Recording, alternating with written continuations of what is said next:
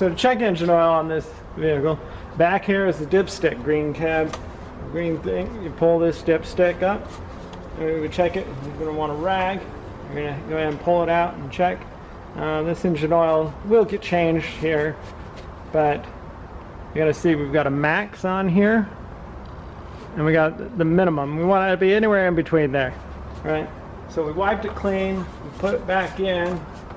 Right? If the car's been sitting, you generally, when you pull and check it, you're going to know that it's right there. But you just go ahead and pull it back out, you know, put it there, and we are definitely in the operating range of this vehicle.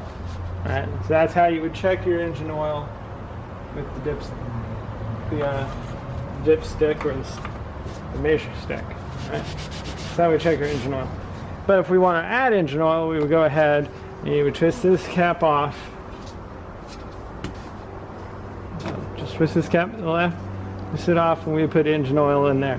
This is Mercedes. They recommend Mobile 1, so you put Mobile 1 in the engine weights that's required by the engine, and you would add, you know, probably a bit at a time. You don't want to overfill it because it can cause other engine damage to your vehicle, but you would add engine oil, check your dipstick, add some more, and check it. Make sure that we stay within that operating range.